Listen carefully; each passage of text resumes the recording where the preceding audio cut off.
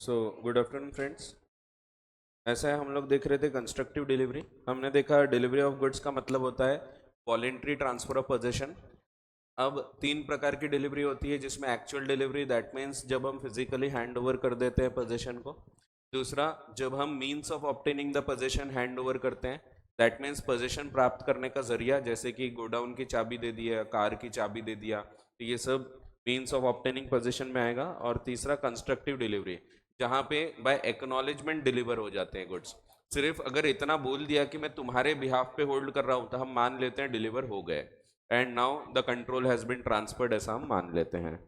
सो constructive delivery कब होती है? It takes place when the goods are delivered to another person, and such another person can be even seller. That means buyer के behalf पे कोई और को हमने दे दिया, तो हम बोलते हैं वो कंस्ट्रक्टिव डिलीवरी हो गई, on behalf of buyer instead of buyer himself. एक थर्ड पार्टी को ऑथोराइज किया है कि तुम बायर के बिहाफ पे गुड्स को होल्ड करो। सच थर्ड पार्टी में भी सेलर हिमसेल्फ, सेलर खुद भी हो सकता है ये, या फिर एक कैरियर भी हो सकता है, या इवन एक गोडाउन कीपर हो सकता है।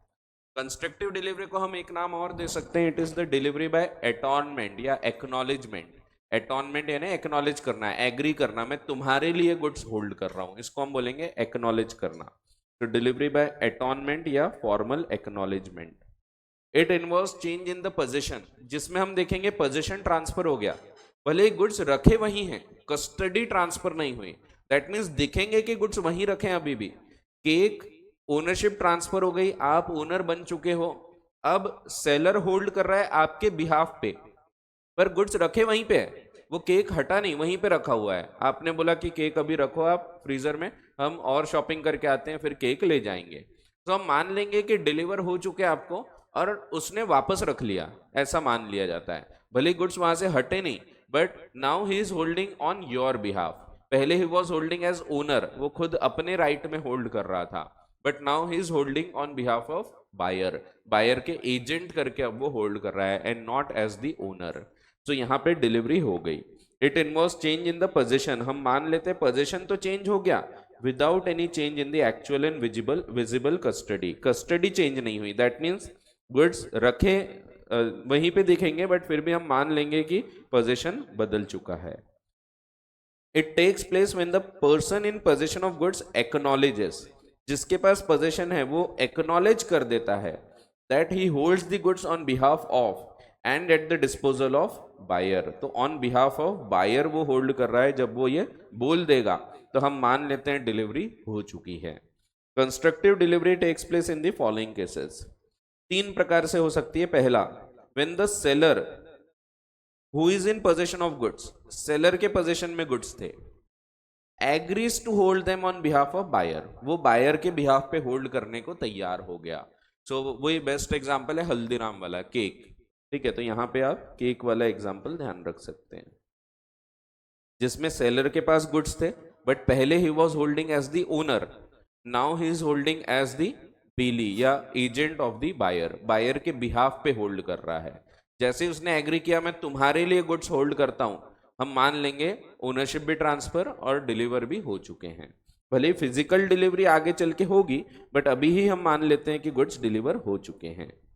फिर when the buyer is already in possession, कभी कभी ऐसा होगा कि when the buyer is already in possession, buyer के पास गुड्स रखे हुए हैं ऑफ गुड्स, पहले सिर्फ पोजीशन था, एंड बाद में seller agrees to the buyer's holding goods as owner, बाद में वो एज ओनर होल्ड कर रहा है, पहले वो एज एजेंट होल्ड कर रहा था, बाद में एज ओनर होल्ड कर रहा। एक और एग्जांपल देता हूं, दूसरा एग्जांपल, केक वाला एग्जांपल सेलर के लिए ठीक है। समझो मैं मेरे पास कोई कार वगैरह नहीं, गरीब आदमी हूं मैं बेचारा। सो मैं जाता हूँ मेरे ससुर जी के पास, मैं बोलता हूँ, उनके पास दो दो कार है, मैं उनको बोलता हूँ ससुर जी वो एक कार चाहिए थी, थोड़ा बारिश का मौसम है, फिर आपकी बेटी को घुमाना रहता है। अब शादी के बाद बोल सकते हैं, पहले नहीं बोल सकते ये चीजें। तो वो बोलते हैं ठीक है बेटा, ये लो एक कार तुम लेके चले जाओ, मेरे को कार दे दी है। यहाँ पे कार का एक्चुअल पोजीशन, फिजिकल गुड्स मुझे मिल चुके हैं, बट मैं ओनर हूं क्या यहाँ पे? तो नहीं, I am only holding as a bailee, इसको बेली बोलते हैं। तो बेलमेंट हो गया, यहाँ पे मेरे पास गुड्स का पोजीशन आया, बट ओनरशिप अभी नहीं आई। तो यहाँ पे गुड्स मैं होल्ड कर रहा हूं, अब मैं यूज भी कर रहा हूं गुड्स को। कुछ टाइम बाद ससुर जी फोन करते हैं, बोलते हैं कि बेटा वो कार ना बेचने की है, कोई अगर पार्टी होगी तो बताओ। मैं बोलता हूं मैं खुद खरीद लेता हूं। अब यहाँ पे मैं खुद खरीदने को एग्री कर लेता हूँ। दैट मीन्स अब मैं एज ओनर उसको होल्ड करना चाहता हूँ। तो यहाँ पे जैसे ही वो एग्री करेंगे कि ठीक है तुम इतना इतना पैसा दे दो और तुम इसके ओनर मान लिए जाओगे। अब यहाँ पे भी एक डिलीवरी होना चाहिए क्योंकि सेल हो रहा है, और सेल में इट इज इंपॉर्टेंट कि सेल में तीन चीज होना चाहिए, ओनरशिप ट्रांसफर होना चाहिए, डिलीवरी ऑफ गुड्स होना चाहिए एंड पेमेंट ऑफ प्राइस होना चाहिए। बट यहाँ फिजिकल डिलीवरी तो हो ही नहीं सकती क्योंकि गुड्स तो मेरे ही पास रखे हुए हैं।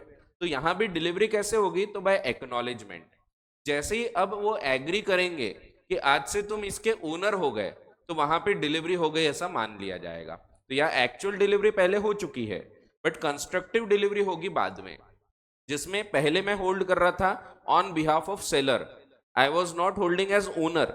मैं गुड्स होल्ड जरूर कर रहा हूं but I am holding on behalf of other person. बाद में जैसे ही एक्नॉलेज हुआ कि अब आज से मैं इसका ओनर हो गया, तो वैसे ही हम मान लेंगे गुड्स डिलीवर हो गए हैं, कंस्ट्रक्टिव डिलीवरी। यहाँ एक्चुअल डिलीवरी पहले हो चुकी है लेकिन कंस्ट्रक्टिव डिलीवरी बाद में होगी, क्योंकि सेल है तो डिलीवर होना चाहिए, बट यहाँ physical delivery is not possible because goods already मेरे पास है। तो ऐसे केस में भी आपको गुड्स वहीं रखे दिख रहे हैं, बट फिर भी डिलीवरी कैसे हुई, बाय एक्नॉलेजमेंट।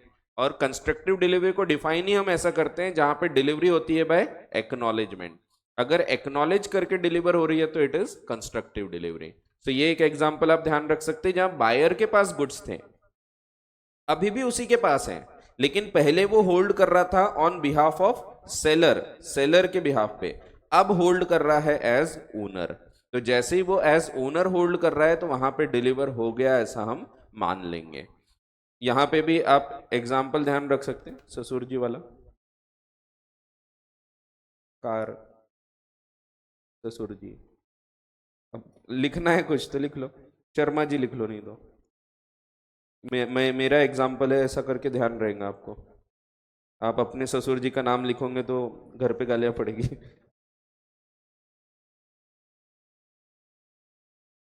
तो शर्मा जी को कार खरीदना था, पहले ससुर जी से उधारी लेके आए, किराए से बेलमेंट पे लेके आए, बाद में वही कार को खरीद लिए। तो ये एग्जाम्पल ध्यान रख सकते हैं, आसान है, ऐसे सब एग्जाम्पल बनाना पड़ता है। कभी कभी क्या होगा, कभी कभी गुड्स किसी थर्ड पर्सन के पोजीशन में, when the goods are in the position of a third person, और अब वो होल्ड कर रहा है as a agent of buyer. एक सिंपल एग्जांपल जो यहां दिया हुआ भी है, सेम एग्जांपल उठा लेते हैं। एग्जांपल बहुत काम के होते हैं, तो एग्जांपल यानी एग्जाम के टाइम पे जो काम आते हैं, एग्जाम्पल, इसीलिए उसको एग्जाम्पल बोलते हैं, एग्जाम्पल में काम आएंगे। ठीक है ठीक है ठीक है, काम आते हैं, आप सुनना, आपको आवाजें सुनाई देगी, देख लेना। तो जब आप एग्जाम में लिखोगे ना, आपको पूरी आवाजें सुनाई देने वाली है मेरी, आप लिखते जाओगे तो होगा, याद आएगी। ठीक है, अच्छी बात है। चलो, तो यहाँ पे एक एग्जांपल दिया है, A sells to B 100 bags of sugar.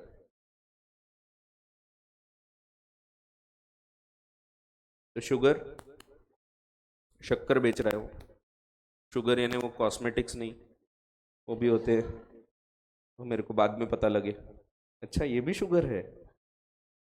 पहले बोले अरे वो शुगर लाना है, मैं बोला ला लेना, उसमें क्या है, बोले दो 5,000 रुपए। वो महंगे प्रोडक्ट है शुगर के, मेरे को पता भी नहीं था शुगर के कॉस्मेटिक से। ठीक है, पता लगता है बाद में, जीवन में बहुत सारी चीजें, बहुत सारा ज्ञान शादी के बाद मिलता है। सो ये कॉस्मेटिक तो पता ही नहीं, अपने को फेस वॉश भी नहीं समझता, अपन क्या वही साबुन है उसी से चेहरा धोते, उसी से हाथ धोते, कंघी वगैरह भी नहीं।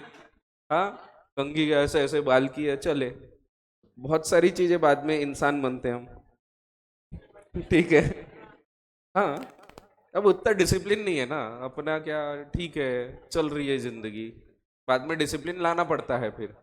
ठीक है, चलो शुगर वापस आते हैं। अब शुगर कहाँ पड़ा हुआ है, शुगर है एक्स के गोडाउन में, एक्स यानी वो एक्स नहीं, एक्स कोई व्यक्ति है, उसके पास गोडाउन है, ये गोडाउन में ए के शुगर बेल्स रखे हुए हैं,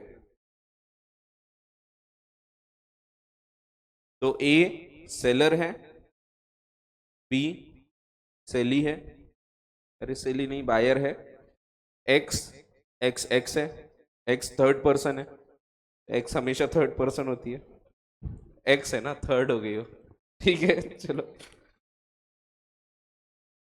कुछ भी सोचते आप लोग, मैं तो बस एग्जांपल देता हूँ, आप कुछ भी सोच लेते।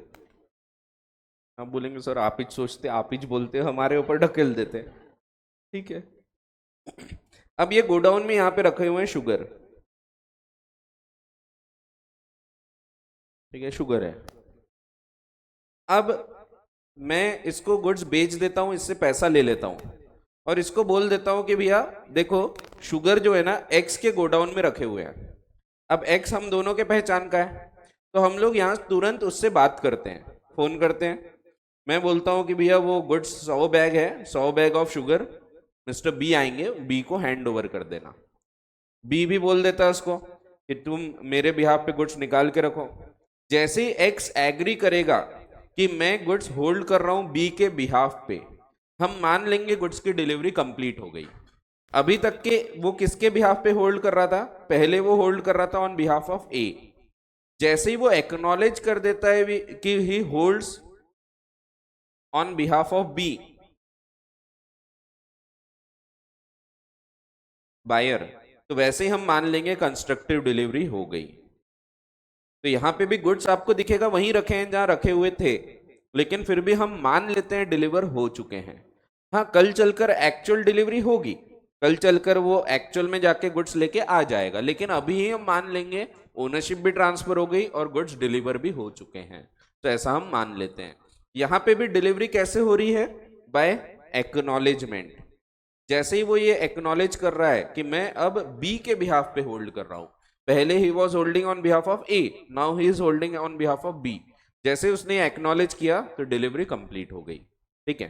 तो ये भी डिलीवरी हो रही है by acknowledgement.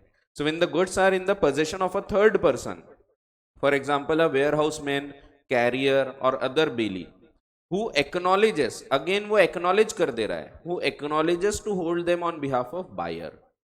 For example, A sells 100 bags of sugar to B. A's stock of sugar bags is lying in X's godown.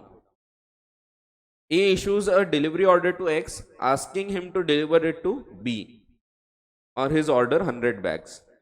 X acknowledges the delivery order. उसने acknowledge कर दिया and agrees to hold 100 bags of sugar on B's behalf. This is again a constructive delivery.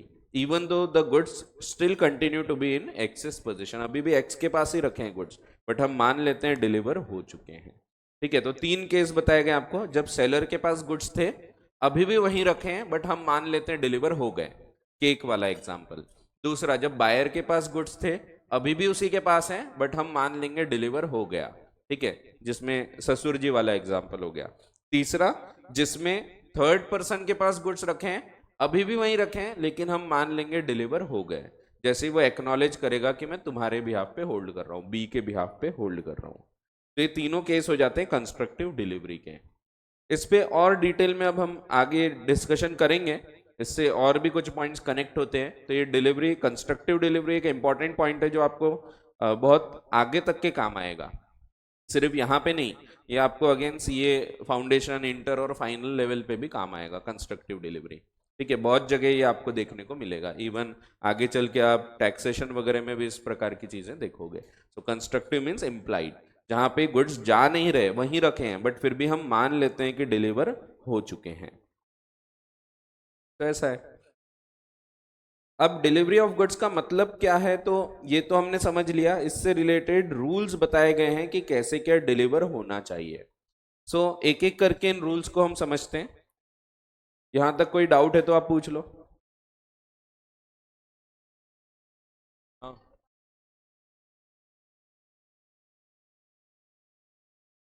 कौन सा?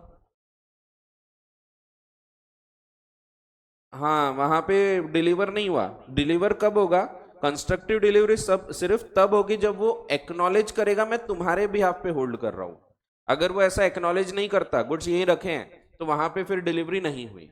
तो इसीलिए आप एक point वहां पे लिखा हुआ था कि सेलर ये राइट तब एक्सरसाइज कर सकता है जब उसके पास गुड्स का पोजीशन है। ये वाले पॉइंट में आप देखोगे पोजीशन एज अ हायरर और बेली ऑफ गुड्स नहीं चलेगा, आफ्टर डिलीवरी नहीं चलेगा, जब तक के उसका खुद का पोजीशन है तभी चलेगा। तो ये पॉइंट मैंने बोला था, थोड़ा टाइम बाद समझेगा, अब आपको ये पॉइंट क्लियर हो जाएगा। सो अगर किसी का पोजीशन है, वो खुद के नाम से खुद एज ओनर अगर पोजेस कर रहा है तो डिलीवरी कंप्लीट नहीं हुई। तो कंस्ट्रक्टिव डिलीवरी सिर्फ तब होगी जब वो बोल देगा कि मैं अब तुम्हारे बिहाफ पे होल्ड करता हूं। जब तक एक्नॉलेज नहीं होता तब तक डिलीवर हो ही नहीं सकता। तो एक्नॉलेजमेंट से होती है, अटॉनमेंट या फॉर्मल एक्नॉलेजमेंट से डिलीवरी होगी। सो कंस्ट्रक्टिव डिलीवरी इंप्लाइड तो है, और ये हमेशा होती है ऑलवेज बाय एक्नॉलेजमेंट। तो एक्नॉलेज जब करेगा कि मैं तुम्हारे बिहाफ पे होल्ड कर रहा हूं, बायर के बिहाफ पे होल्ड कर रहा हूं, तभी जाके ये डिलीवरी कंप्लीट होती है। ठीक है, तो ऐसा है। हाँ, अभी डिलीवरी के बाकी के रूल्स देख लेते हैं। बहुत ही आसान से रूल्स हैं, बहुत सारे रूल्स एकदम चिल्लर है, तो इसीलिए इन पे ज्यादा क्वेश्चंस नहीं आते आपको, बहुत ही आसान है। कोई कोई पॉइंट पे क्वेश्चंस आते हैं। जैसे पहला पॉइंट, ड्यूटी टू डिलीवर, किसकी जिम्मेदारी है डिलीवर करने की? तो it is the seller's duty to deliver the goods and it is the buyer's duty to accept the goods and to pay for them. तो duty of seller to deliver the goods and duty of buyer to accept them and pay for them in accordance with the terms of contract, जैसा बोला गया था उस हिसाब से। अगर कुछ नहीं बोला तो पेमेंट और डिलीवरी कॉन्करेंट कंडीशंस होनी चाहिए, साथ साथ होनी चाहिए। ठीक है, unless otherwise agreed, delivery of goods and payment of price, ये दोनों साथ साथ होना चाहिए। कॉन्करेंट, कॉन्करेंट मीन साथ साथ, साइमल्टेनियस। मोड ऑफ डिलीवरी, तीन प्रकार की डिलीवरी ऊपर पढ़ा, एक्चुअल, सिंबॉलिक या कंस्ट्रक्टिव। अब आपको इंस्टीट्यूट तीन प्रकार की डिलीवरी बोलता है। अगर आप कानून पढ़ोगे ना, दो ही प्रकार की डिलीवरी होती है, एक्चुअल और constructive. Symbolic is a type of constructive delivery, but institute ने तीन बताया इसीलिए अपन तीन पढ़ते हैं। ठीक है, जो तीन मोड है, actual, symbolic, constructive. Actual delivery physically जब हैंड ओवर कर दिया, सिंबॉलिक जब means of obtaining position hand over किया, कंस्ट्रक्टिव जब एक्नॉलेजमेंट से डिलीवर हो गया। पार्ट डिलीवरी, कितने गुड्स डिलीवर होना चाहिए? सो जितने मंगाए पूरे गुड्स एक साथ डिलीवर होना चाहिए, this is the general rule. Unless otherwise agreed, good shall not be delivered in parts. तो अगर मैंने जाके बोला था दुकान में कि मुझे 10 बोरे चावल के चाहिए, तो 10 बोरे एक साथ आना चाहिए। ऐसा नहीं होना चाहिए कि वो बोल रहा है शर्मा जी मैं अभी 7 लेके आया हूँ, बाकी के 3 बोरे कल ला देता हूँ। तो ये प्रॉपर डिलीवरी नहीं है। डिलीवरी अगर एग्री नहीं किया है तो part delivery is not a valid delivery. ये हमने टेंडर में भी पढ़ा था। टेंडर में tender should be of the whole goods, पूरे गुड्स का होना चाहिए। तो वही सिमिलर रूल है पार्ट डिलीवरी। जनरल रूल तो ये है, the quantity of goods to be delivered is specified in the contract if the parties have not agreed otherwise. अगर आपने कुछ एग्री नहीं किया है तो सेलर की जिम्मेदारी है पूरे गुड्स एक साथ देगा सिंगल डिलीवरी में। हाउएवर, अगर पार्ट डिलीवरी एग्री किया था और पार्ट डिलीवरी हो रही है तो दो पॉसिबिलिटी अराइज हो सकती है। तो where part of the goods have been delivered and rest of goods are yet to be delivered, तो दो पॉसिबिलिटी हो सकती है। एक एग्जांपल बताता हूं, उससे समझते हैं। समझो मैं जाता हूं एक दुकान में, मुझे अगेन शुगर खरीदना है। ये दुकान है, शॉप, मुझे शुगर खरीदना है। कितनी? तो 10 किलो। मैं इसको पेमेंट कर देता हूं। शॉपकीपर ने क्या किया, 10 किलो शुगर है लेकिन उसके पास छोटे छोटे बंडल बने हैं 2 किलो के, ऐसे 5 बंडल बने हुए हैं, ये 2 kgs ईच। तो छोटे छोटे पैकेट है उसके पास 2-2 किलो के। उसने पूरे वो 10 किलो मेरे को निकाल के दे दिया, ये लो शर्मा जी। अब मैंने क्या किया, मैंने बोला कि यार इतने सारे गुड्स मैं अभी नहीं ले जाता, मैं अभी का ये लेके जाता हूँ। एक डब्बा मैंने शक्कर का लेके आ गया, और बाकी के डब्बे के लिए मैंने बोल दिया कि ये बाकी के डब्बे के लिए मैं अपने ऑफिस से किसी को भेज देता हूँ, मैं आर्टिकल को भेज दूंगा जा शक्कर लेके आ। तो ऐसा मैं करता नहीं हूँ, एग्जाम्पल है। आप बोलेंगे सो और आर्टिकल से घर के काम, तो नहीं, ऐसा कराता नहीं, एग्जाम्पल है। तो मैं बोल दिया मैं किसी को भेज देता हूँ। अब यहाँ पे हम मान लेते हैं कि ये पूरे गुड्स की, फुल गुड्स की डिलीवरी हो चुकी है, full whole goods have been delivered. तो यहां हम मान लेते हैं full whole goods have been delivered, पूरे के पूरे गुड्स की डिलीवरी कंप्लीट हो चुकी है। क्योंकि देखो शॉपकीपर ने क्या किया, पूरे गुड्स रेडी कर दिया, मैंने देखा सब गुड्स बिल्कुल प्रॉपर है, डिलीवरेबल स्टेट में है, रेडी है, बट मैं सिर्फ एक डब्बा लेके आता हूं, बाकी के डब्बे में किसी और को भेजने की बात करता हूं। तो यहाँ पे क्योंकि शॉपकीपर ने पूरे गुड्स मुझे दे दिया था, तो हम मान लेते हैं पूरे गुड्स की डिलीवरी कंप्लीट हो चुकी है।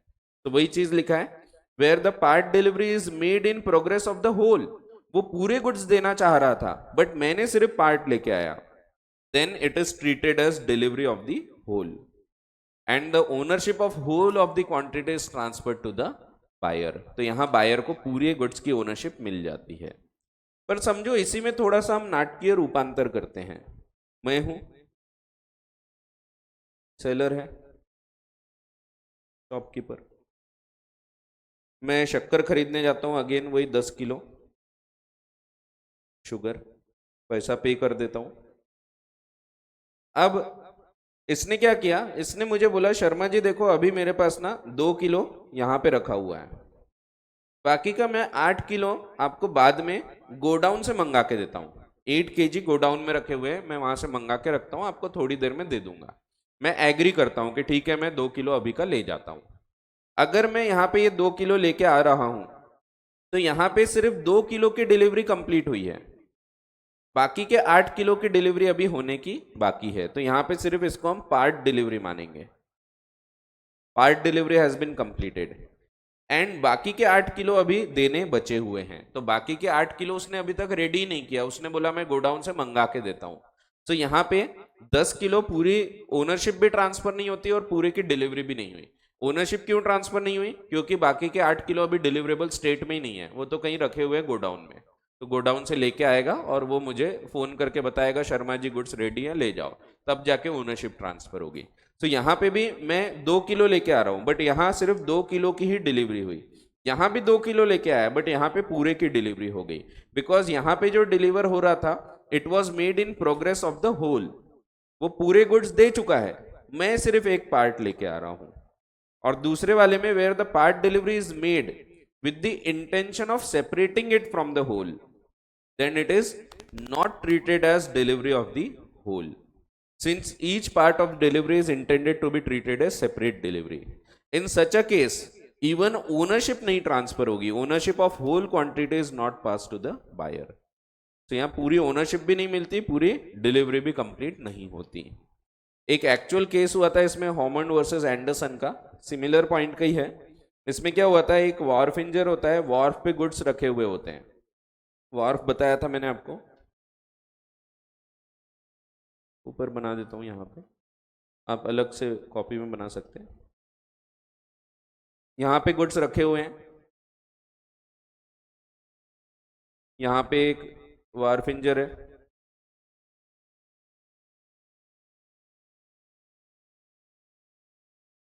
ये गुड्स की पेमेंट वगैरह कर चुका है बायर ने, और इसीलिए सेलर ने इंस्ट्रक्ट कर दिया वार्फ इंजर को कि भाई शर्मा जी आएंगे, शर्मा जी को गुड्स हैंड ओवर कर देना, गुड्स इनको दे देना और इनसे डॉक्यूमेंट ऑफ टाइटल चेक कर लेना, देख लेना और दे देना, इंस्ट्रक्ट कर चुका है।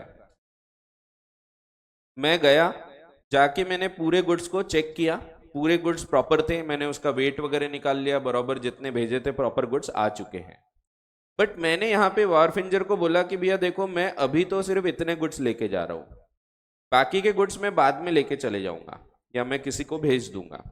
ऐसे केस में जो बाकी के गुड्स मैंने लेके नहीं आया उसकी भी डिलीवरी कंप्लीट हो गई ऐसा मान लिया जाएगा, क्योंकि मैं जाके पूरे गुड्स एक्सेप्ट कर चुका हूं, पूरे गुड्स का वेट निकाल लिया, चेक कर लिया, सब सही है बोल दिया, उसके बाद मैं बोलता हूं मैं सिर्फ एक पार्ट लेके जा रहा हूं, तो भी यहाँ पे माना जाएगा कि पूरे गुड्स की डिलीवरी हो चुकी है, यहाँ पे भी whole goods have been delivered. ठीक है, तो ये केस हुआ था, इसमें शायद आग वगैरह भी लगी थी और इसीलिए, नहीं आग वाग नहीं लगी थी, ऐसे ही है नॉर्मल। तो यहाँ मान लिया जाएगा that the delivery of whole quantity has been made. तो even though he has taken away only a part of the goods, but still हम मान लेंगे the whole goods have been delivered. ठीक है, तो ये एक्चुअल केस है हॉमन versus Anderson का। So goods were sold in a lot and seller instructed the wharfinger, ये बता दिया था इसने, to deliver them to the buyer who has paid for them. The buyer thereafter weighed all the goods, पूरे goods का उसने wait निकाल लिया, पूरे goods, all the goods, accepted them, accept भी कर लिया, लेकिन and took away a part, सिर्फ कुछ हिस्सा लेके गया। फिर भी कोर्ट ने बोला, the court held that this constituted delivery of the whole, तो हमने मान लिया पूरे गुड्स चले गए। वैसे ही है जैसे शुगर का एग्जाम्पल है, मैं गया, पूरे गुड्स मैंने देखा, एक्सेप्ट कर लिया, लेकिन एक पार्ट लेके आया, तो भी हम मान लेते हैं पूरे गुड्स डिलीवर हो चुके हैं। ठीक है, वैसे ही यहाँ पे सेम केस आपको दिया हुआ है। ठीक है, तो शुगर के बदले कोई और गुड्स थे, बाकी है सिमिलर केस, ऐसा है। तो बहुत ही आसान। फिर buyer to apply for delivery. अब देखो, वैसे तो सेलर की जिम्मेदारी है डिलीवर करना, लेकिन रूल होता है बायर ने गुड्स मांगना चाहिए। अगर बायर गुड्स मांगेगा नहीं तो सेलर की जिम्मेदारी उत्पन्न ही नहीं होती। तो जब गुड्स लेने की बात है तो मैंने उसको बोलना चाहिए कि भैया गुड्स निकाल के रखो या गुड्स मुझे दे दो, हैंड ओवर कर दो। अगर मैंने उससे अप्लाई ही नहीं किया हूं for delivery, then he is not responsible for not delivering the goods, so unless otherwise agreed. अगर पहले से एग्री किया था घर तक भेजेगा तो वैसा होगा, कुछ एग्री नहीं किया तो the general rule is buyer should apply for delivery. तो वही दिया है, buyer to apply for delivery apart from any express contract. अगर कुछ और लिखा है तो वैसा होगा, नहीं तो seller of goods is not bound to deliver them. कब तक के?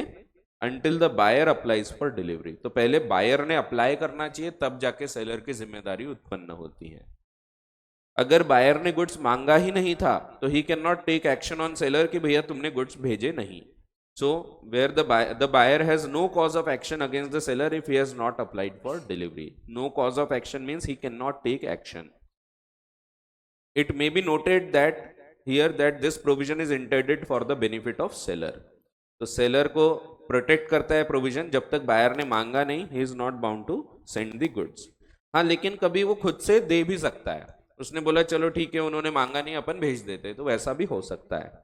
The seller may if he chooses, अगर वो चाहे तो, may if he chooses deliver goods without any application in that behalf of the buyer, but he is also entitled to wait until the buyer applies for delivery. Simple है।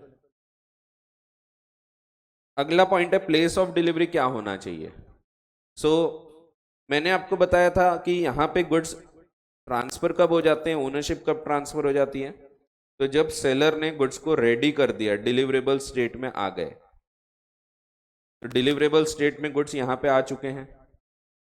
सो यहां पे ownership transfer हो चुकी है, और इसीलिए मैंने आपको बताया था कि कैरियर एजेंट बनता है बायर का, क्योंकि यहां से लाने की जिम्मेदारी हमारी थी। सो सेलर ने कहां डिलीवर करना चाहिए गुड्स को? सो अपने खुद के प्लेस ऑफ बिजनेस पे, यहां पे उसने डिलीवर करना चाहिए, तो he should deliver at this place. So place of delivery shall be sellers place.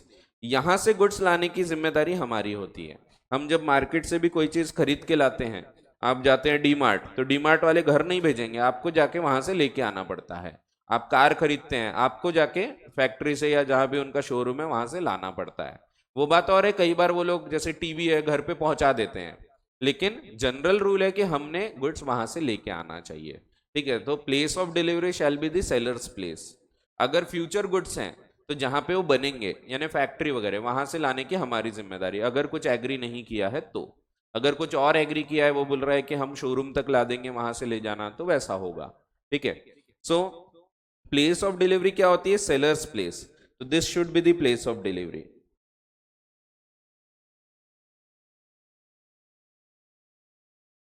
So wherever, whether it is for the buyer to take possession of the goods or for the seller to send them to the buyer is questioned depending on in each case on the terms of the contract.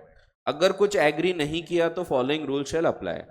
The goods are to be delivered at the place where they were lying at the time of contract of sale, sale और at the time of agreement to sell, यानी at the time of contract of sale. And if the goods are future goods, they should be delivered at the place of manufacture or production thereof. So it should be the seller's place. उसकी जगह से goods लाने की जिम्मेदारी हमारी है. Time of delivery, time of delivery अगर agree किया है तो स्पेसिफाइड टाइम में होना चाहिए. अगर एग्री नहीं किया है तो it should be with in a reasonable time. अगर दिन एग्री किया है तो उस दिन कोई भी यूजुअल बिजनेस आवर्स में. ये चीज हमने ऑलरेडी कॉन्ट्रैक्ट एक्ट में पढ़े थे, सेम रूल यहाँ अप्लाई होता है. So if time is fixed, the seller is bound to send the goods to buyer. He must send them within the fixed time. If no time is fixed, then seller must send them within a reasonable time. The demand or offer of delivery must be at a reasonable hour. So after closing of business वगैरह लाएंगे तो it is not a proper delivery. ठीक है, ऐसा है.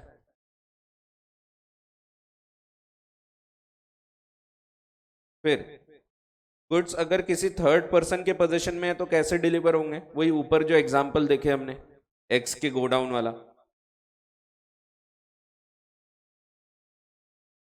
तो यहां पे डिलीवरी कैसे होगी? By acknowledgement. If the goods are in the position of third party, there is no delivery until such third party acknowledges to the buyer that he holds goods on his behalf. हाँ, बाद में फिर actual delivery भी होगी, but पहले acknowledgement से deliver हो जाएंगे. Expenses of delivery. अब एक्सपेंसेस कौन कौन से होते हैं? तो एक्सपेंसेस ऑफ डिलीवरी में एक होता है expenses of making the delivery और expenses of accepting the delivery. दो प्रकार के एक्सपेंस होते हैं. तो एक मेकिंग द डिलीवरी, जैसे कि for example packing charges. Proper packing करना जिम्मेदारी किसकी है? सेलर की. लोडिंग चार्जेस, ये सब जिम्मेदारी हो जाती है सेलर की.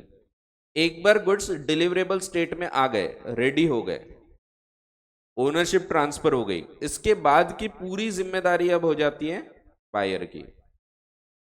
और इसीलिए इसके बाद का जो भी गुड्स का खर्चा रहता है ये बायर बेयर करता है. जैसे for example freight charges, insurance, insurance कराना ये बायर की जिम्मेदारी होती है. इसके बाद यहां से अनलोड करने का खर्चा,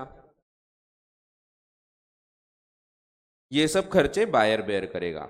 इन simple terms, expenses of making the delivery is to be borne by seller and expenses of obtaining delivery is to be borne by buyer. तो यहां से यहां डिलीवरी हो गई, यहां से लाना ये पूरी बायर की जिम्मेदारी. तो फ्रेट, इंश्योरेंस, अनलोडिंग ये सब खर्चा बायर का. प्रॉपर डिलीवरेबल स्टेट में लाने तक का खर्चा सेलर का. पैकेजिंग, लोडिंग, ये सब जिम्मेदारी सेलर की है. ठीक है, सो वही दिया है.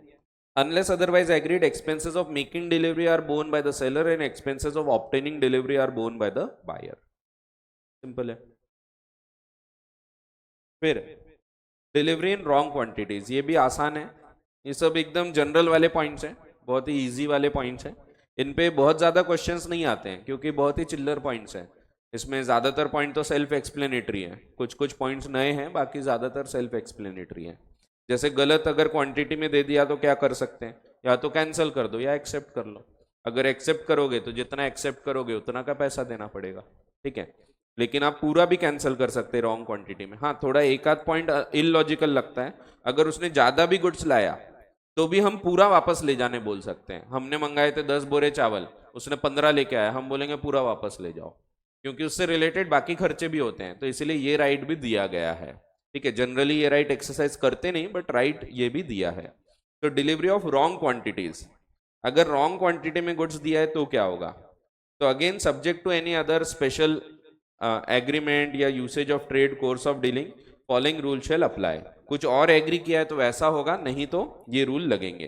अब रॉन्ग क्वांटिटी में एक हो सकता है कम गुड्स लेके आए, शॉर्ट डिलीवरी. दूसरा हो सकता है ज्यादा लेके आए. तीसरा हो सकता है मिक्स्ड लेके आए.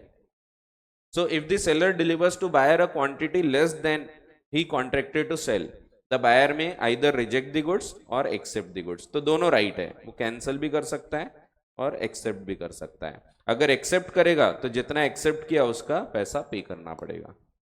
ज्यादा लेके आए, if the seller delivers larger quantity than he contracted, buyer may reject the whole accept the whole या एक्सेप्ट जितना ऑर्डर किया था एंड रिजेक्ट द रेस्ट। तो तीनों राइट है। वैसे मिक्स गुड्स में he can reject the whole और accept the agreed goods and reject the remaining. तो सिंपल से राइट्स हैं, बहुत ही आसान। फिर अगला पॉइंट, इंस्टॉलमेंट डिलीवरीज। अभी थोड़ी देर पहले बताया था इंस्टॉलमेंट डिलीवरी वैसे नहीं देना है, पार्ट डिलीवरी नहीं करना, लेकिन कभी कभी एग्री किया जाता है कि भाई गुड्स इंस्टॉलमेंट में आएंगे, अलग अलग पॉइंट ऑफ टाइम पे आएंगे। अगर एग्री किया है कि गुड्स आएंगे अलग अलग पार्ट में, जैसे पहले गुड्स यहाँ आने वाले हैं, फिर यहाँ आने वाले, फिर यहाँ आने वाले हैं, ऐसा कर करके कुछ इंस्टॉलमेंट में गुड्स आएंगे। तो यहाँ पे अगर डिलीवरी के टाइम पे कोई ब्रीच होता है, दोनों के तरफ से ब्रीच हो सकता है। सेलर ब्रीच कर सकता है कि टाइम पे गुड्स ना दे, कोई एक इंस्टॉलमेंट ना पहुंचाए, या बायर भी ब्रीच कर सकता है कि वो पैसा नहीं दे रहा है। तो दोनों के तरफ से ब्रीच हो सकता है। जिसके भी तरफ से ब्रीच होगा तो उसकी अपोजिट पार्टी को कॉन्ट्रैक्ट यहाँ पे कैंसिल करने का राइट होगा। समझो यहाँ ब्रीच हो गया तो यहाँ पे ये वॉइडेबल हो जाएगा। ठीक है, अब क्या पूरा कॉन्ट्रैक्ट वॉइडेबल हो जाएगा या सिर्फ उतना part? It will depend upon the terms of the contract, कैसा एग्री किया है उसके ऊपर डिपेंड करेगा। अगर कुछ नहीं एग्री किया है तो आप यहाँ पे पूरा आगे का कॉन्ट्रैक्ट कैंसिल कर सकते हैं, unless he has signified in words और in conduct by conduct his acquiescence in continuance. ये बचपन में पढ़ा था हमने, सर्विस का एग्जाम्पल देखा था कि श्रद्धा कपूर गाना गाने जाती है, याद होगा आपको, सुन रहा है ना तू रो रही हूँ, रो रही, वो गा रही ना, इसीलिए रो रही हूं मैं। तो खैर, तो हमने देखा था वो उस दिन अगर नहीं गाती है तो फिर हम कॉन्ट्रैक्ट कैंसिल कर सकते हैं, बट अगला परफॉर्मेंस एक्सेप्ट किया तो कैंसिल नहीं कर सकते। सेम रूल्स यहां भी अप्लाई होंगे जब कुछ एग्री नहीं किया, कुछ और एग्री हुआ है तो वैसा होगा। ठीक है, सो वो लेकिन सर्विस का एग्जाम्पल था या गुड्स की बात हो रही है, सो वही दिया है, अनलेस अदरवाइज एग्रीड, कुछ और एग्री किया तो वैसा होगा, नहीं तो goods are not to be delivered in instalment. पहला रूल, इंस्टॉलमेंट में नहीं देना। लेकिन अगर एग्री किया है इंस्टॉलमेंट में देंगे तो क्या होगा? There might be an agreement for delivery of goods in instalment, but price may be payable either on complete delivery और डिलीवरी ऑफ ईच इंस्टॉलमेंट। अगर यहाँ पे कोई व्यक्ति डिलीवर नहीं करता है तो ये ब्रीच हो जाएगा। There will be breach of contract in the following cases. पहला, सेलर के तरफ से breach, if seller makes no delivery और makes a defective delivery in respect of one और मोर इंस्टॉलमेंट्स। या दूसरा, बायर के तरफ से भी ब्रीच हो सकता है, बायर निग्लेक्ट्स और रिफ्यूजेस टू टेक डिलीवरी और पे फॉर देम। तो दोनों के तरफ से ब्रीच हो सकता है। In each of the above breach, किसी के भी तरफ से हो, it will depend upon the terms of the contract and circumstances of each case, कि क्या पूरा कॉन्ट्रैक्ट कैंसिल हो जाएगा या सेवरेबल है और सिर्फ एक पार्ट कैंसिल होगा, बाकी के लिए सिर्फ डैमेजेस ले सकते हैं। तो it will depend whether the whole contract is repudiated और it is a severable breach giving rise to claim compensation but not a right to treat whole contract as repudiated. And if nothing has been agreed तो फिर यहां से आप पूरा contract cancel कर सकते हैं। ठीक है, तो ये कॉन्ट्रैक्ट एक्ट के जनरल रूल लगते हैं जब सेल ऑफ गुड्स एक्ट में कोई चीज नहीं लिखी है। तो ये भी अपन ने पढ़े थे। बस खत्म हो गए, गिनती के पॉइंट बचे हैं, निपटा देते हैं। टाइम है 15 मिनट, तो खत्म कर देते हैं और अगला चैप्टर अगली क्लास में पढ़ेंगे। ये भी बताया मैंने, पढ़ा है आपने, डिलीवरी टू कैरियर और वॉरफिंजर। सो अगर आपने कैरियर को या वॉरफिंजर को डिलीवर कर दिया तो it is as good as giving delivery to the buyer, तो he becomes the agent of buyer.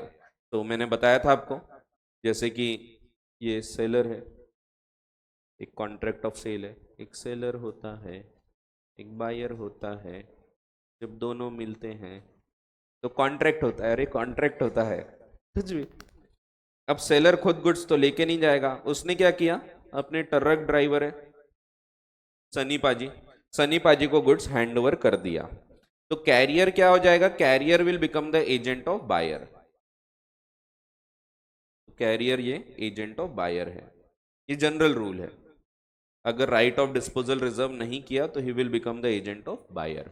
That means delivery of goods to the carrier will mean delivery of goods to the buyer, and after the delivery of goods to the carrier the seller has no responsibilities, उसकी जिम्मेदारी खत्म। अगर उसने proper deliver किया था तो, तो important चीज होगी कि उसने प्रॉपर डिलीवर करना चाहिए। Proper deliver means properly pack करना चाहिए, प्रॉपर डिलीवरेबल स्टेट में लाके डिलीवर करना चाहिए। जैसे अब प्रॉपर पैकिंग यानी क्या, it will depend upon facts and circumstances of each case. जैसे कि समझो टीवी खरीदा मैंने, अब टीवी में वो ऐसे ही टीवी भर देगा, रख दिया उसने टीवी एक ट्रक में, अब वो ऊपर नीचे हो रहा है ट्रक, और पूरा वो टीवी चकनाचूर हो गया। ऐसे केस में अब वो प्रॉपर पैकिंग नहीं किया था, तो यहाँ पे सेलर इज रिस्पॉन्सिबल। तो उसने पैकिंग कैसा करना चाहिए, तो जैसा रीजनेबल पैकिंग उस प्रोडक्ट की होती है। तो it will depend upon facts and circumstances. जैसे टीवी है तो टीवी के डब्बे में रखेंगे, टीवी डालेंगे, साइड में थर्माकोल लगाएंगे, ऊपर थर्माकोल लगाएंगे ताकि वो थोड़ा जर्क वगैरह ना आए। तो इस प्रकार से पैकिंग होना चाहिए। कांच के ग्लास मंगाए थे, ऐसे ग्लास भर दिए डब्बे में और रख दिए तो फूट जाएंगे वो तो उसके लिए फिर थर्माकोल होना चाहिए, उसमें पूरे फिक्स होना चाहिए वो ग्लास, जैसे घर पे रखे होते हैं, जब कोई अच्छे मेहमान आते हैं तो निकालते ना अपन बाकी रखा रहता है वो वाला, ऐसा रखा हुआ है। सो वो वैसे रखे होना चाहिए, वो पैकिंग वैसी होना चाहिए थर्माकोल में, ताकि वो बिल्कुल उस पर जर्क वगैरह भी ना आए। नॉर्मल आलू खरीद रहे, उसमें कोई पैकिंग की जरूरत नहीं, बोरे में भरे डाल दिए, हो गया। सो पैकिंग कितनी होना, it will depend upon facts and circumstances of each case. ठीक है। सो अगर प्रॉपर पैकिंग करके सेलर ने डिलीवर कर दिया, इसके बाद सेलर की जिम्मेदारी खत्म। अब अगर सनी पाजी कुछ गड़बड़ करेंगे, सनी पाजी निकले गाड़ी लेके रास्ते पे, सड़क पे एक मोड़ आया, उनने ट्रक पूरा ही मोड़ आया तो पलटा दिया, अब यहां उनकी गलती से नुकसान हुआ, तो यहां पे buyer can take action on carrier and seller की कोई जिम्मेदारी अब नहीं बची, क्योंकि carrier is acting for buyer. ठीक है, लेकिन प्रॉपर पैकिंग होना चाहिए। फिर अब क्योंकि बायर के लिए काम कर रहा है ये, तो बायर को एक राइट दिया है यहाँ पे। बायर बोल सकता है कि भैया देखो, मुझे तुम जो गुड्स भेज रहे हो ना, ये सनी ट्रांसपोर्ट से भेजो, तो सनी पाजी के पास से भेजे जाएंगे। तो सनी है ना अपने सनी पाजी, ठीक है, तो सनी पाजी के पास से भेजे जाएंगे। तो जब सेलर बायर ने बोला है सनी ट्रांसपोर्ट, तो सनी ट्रांसपोर्ट से ही भेजना पड़ेगा, क्योंकि ये राइट है बायर का। अगर वो सनी से नहीं भेजता है, हनी से भेज देता है, तो it is not a valid delivery, proper delivery नहीं हुई। ठीक है। So it is the right of buyer to name the carrier, and if the name of carrier has been informed to the seller, then it is the seller's duty to send the goods through that carrier only। ठीक है, so ये जिम्मेदारी है। इतना ही नहीं, जब goods load हो जाते हैं ना, तो यहाँ पे लोड होने के बाद में सेलर की जिम्मेदारी होती है बायर को इन्फॉर्म कर दे कि भैया तुम्हारे गुड्स रेडी हैं, लोड हो चुके हैं, क्योंकि इसके बाद इंश्योरेंस होता है। अब ट्रक में तो पहले ही करा लेते हैं अपन, लेकिन शिप का एग्जांपल देता हूं मैं। जैसे मैं इंपोर्ट कर रहा हूं गुड्स, तो जब गुड्स लोड हो जाते हैं शिप में, तो एक नोटिस ऑफ शिपमेंट देना कंपलसरी होता है। सेलर की जिम्मेदारी होती है, वो मुझे बताएगा कि शर्मा जी आपके गुड्स लोड हो चुके हैं शिप में, अब आप इंश्योरेंस वगैरह करवा लो। और वो इंश्योरेंस वहां तुरंत होता है, तो वहां एजेंट्स होते हैं, उनके पास इंश्योरेंस वगैरह कराया जा सकता है। तो ये बताना जरूरी है। अगर वो मुझे बताएगा नहीं, तो यहाँ पे ओनरशिप ट्रांसफर नहीं होती, यहाँ पोजीशन कुछ भी, यहाँ पे इवन रिस्क ट्रांसफर नहीं होता। तो ये जिम्मेदारी होती है सेलर की कि he should give notice of shipment, deliver हो चुके हैं, ये चीज बताना चाहिए। तो ये कुछ बेसिक पॉइंट्स है। तो पहली चीज, delivery of goods to carrier और wharfinger in persons to contract is prima facie deemed as delivery of goods to buyer, क्योंकि ये बायर का एजेंट बन गया है। If the contract of sale specifies the name of carrier, then the seller must compulsory deliver the goods to such named carrier. अगर buyer के instructions properly carry out हो गए, तो फिर रिस्क बायर का हो चुका है। लेकिन अगर instructions of buyer are not carried out properly, then goods remain at seller's risk during the transit. जब गुड्स डिलीवर हो रहे हैं, सेलर की एक और ड्यूटी होती है कि वो उसको प्रॉपरली पैक वगैरह करे, to do whatever is necessary, for example packing, to secure the carrier's responsibility for safe delivery of goods to the buyer, so that in the event of loss the buyer can claim compensation against the carrier। अगर goods समुद्र से भेजे जा रहे हैं, तो वहां पे एक और जिम्मेदारी रहेगी, it is usual for buyer to insure himself, and therefore in such a case it is the duty of seller to give notice of shipment. Notice of shipment means जानकारी देना कि भाई गुड्स लोड हो चुके हैं to the buyer, क्योंकि इसके बाद ही वो इंश्योरेंस कराएगा। अगर सेलर बताएगा नहीं, if seller does not give the notice of shipment the risk does not pass to the buyer. ठीक है, तो ऐसा है। अब एक और केस हुआ था इसमें, रिस्क किसका होता है, डेटोरिएशन होता है अगर गुड्स का, तो गुड्स अगर खराब हो जाते हैं रास्ते में तो रिस्क किसका है, डिपेंड करता है कि किसने कितना काम किया था। अगर सेलर ने पूरा काम अच्छे से किया और डिलीवर किया, इसके बावजूद अगर कोई नुकसान होगा तो बायर का लॉस है। इसमें एक केस ऐसा हुआ था, क्योंकि ओनरशिप यहां जा चुकी है, जिसकी ओनरशिप उसका रिस्क। इसमें एक केस ऐसा हुआ था कि एक मिस्टर बी होते हैं, मिस्टर बी ने क्या किया था, मिस्टर ए से गुड्स मंगाया था। ये गुड्स भेजने बोला था, बी ने इंस्ट्रक्ट किया कि इसको भेजो तुम वाटरवेज से, कैनाल से, तो कैनाल से भेजने बोला था। अब ये जो गुड्स थे, ये गुड्स कौन से थे, तो ये गुड्स थे आयरन बार्स। सो लोहा है, वो लोहा खरीदना था उसको घर वगैरह बंधाने के लिए, घर बांधने के लिए। सो सरिया होता है जो, वो मंगाया था उसने। अब आयरन बार्स में क्या होता है, उसको पैकिंग वगैरह की तो कोई आवश्यकता नहीं होती, बट फिर भी सेलर को पता था कि भाई ये पानी से जाने वाले हैं, तो इसीलिए उसने क्या किया, उसने उसके ऊपर प्लास्टिक का एक प्रॉपर रैप लगा दिया था ताकि वो खराब ना हो पानी वगैरह से।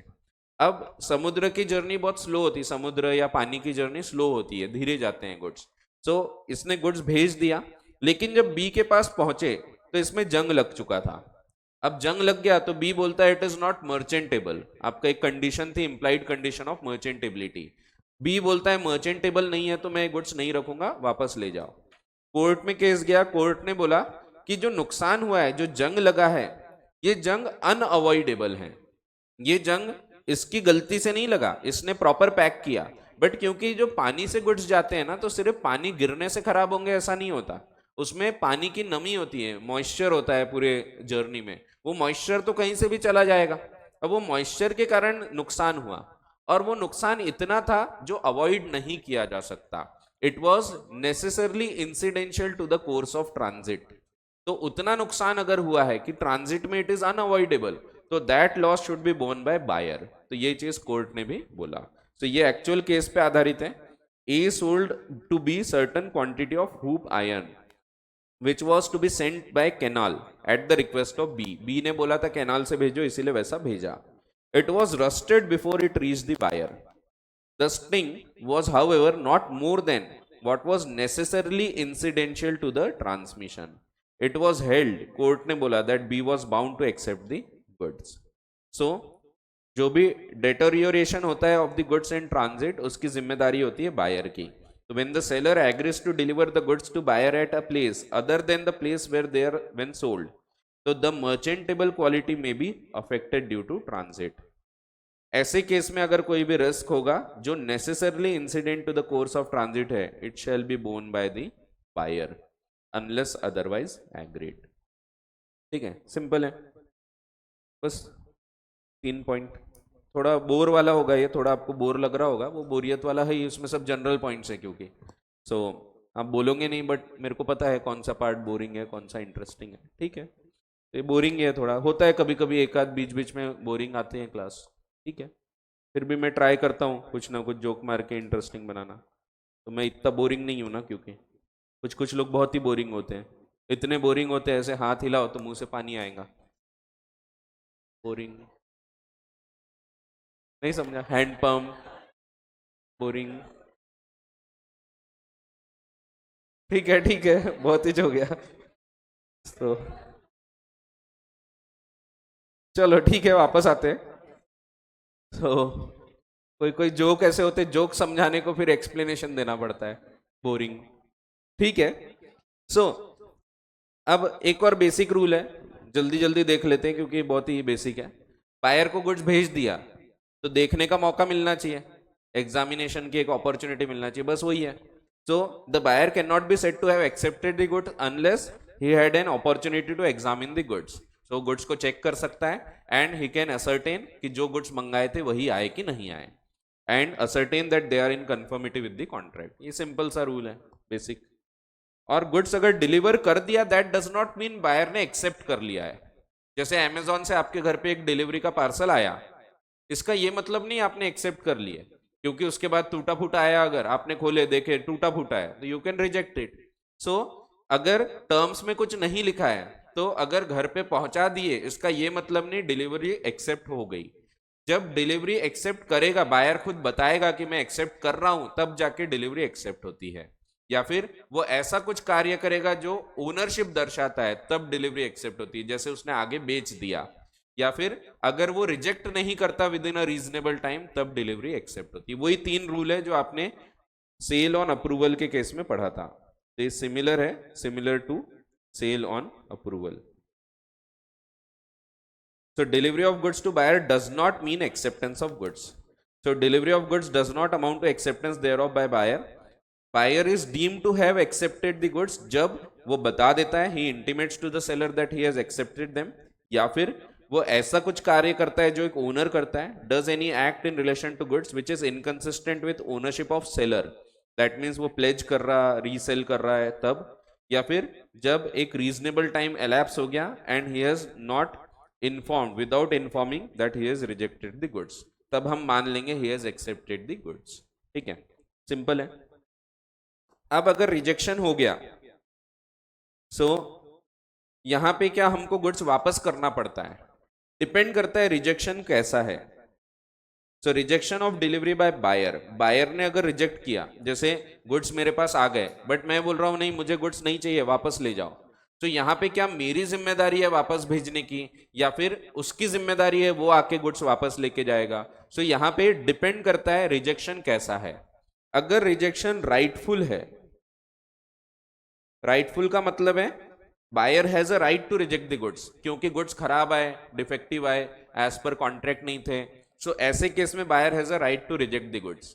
अगर बायर का राइट है रिजेक्ट करने का, तो वो सिंपली इतना बोल देगा कि मैंने नहीं लिया, तो दैट इज सफिशिएंट। इसके बाद वापस ले जाने की जिम्मेदारी बायर की नहीं है। Buyer is not bound to return the rejected goods, लेकिन ये रूल तब लगेगा जब it is rightful rejection.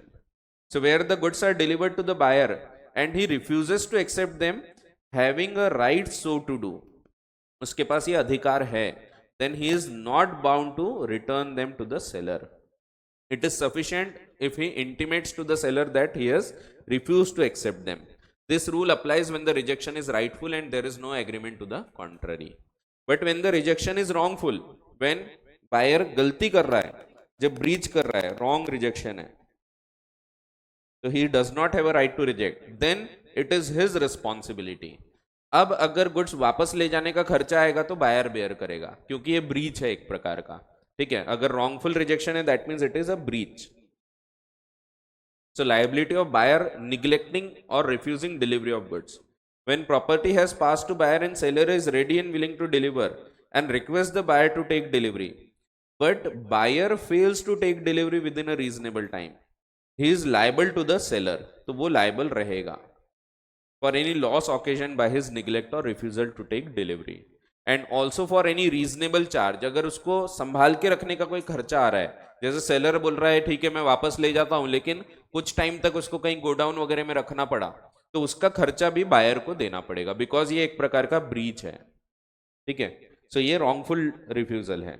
So he is liable to repay the seller for जो भी लॉस ऑकेजन होगा for refusal to take delivery, and also for reasonable charge for the care and custody of the goods. Goods को संभाल के रखने का जो खर्चा हो रहा है वो भी बायर को बेयर करना पड़ेगा। ठीक है, सो ऐसा है। अब यहां तक कोई डाउट होंगे तो आप पूछ सकते हो, फिर हम क्लास कंक्लूड करेंगे। अगली क्लास में हम राइट्स ऑफ अनपेड सेलर के बारे में चर्चा चालू करेंगे। बहुत ही इंपॉर्टेंट राइट्स हैं, 100% आपको एक क्वेश्चन इस पे आने वाला है। ये चैप्टर के बहुत आसान क्वेश्चंस है, आपको दिखेगा डिलीवरी वाले पार्ट पे ज्यादा क्वेश्चंस नहीं आते हैं, कम क्वेश्चंस दिखेंगे।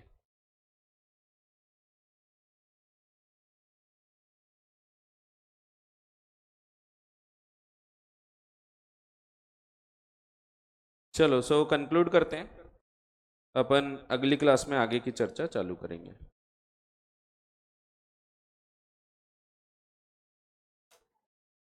चलो, थैंक यू।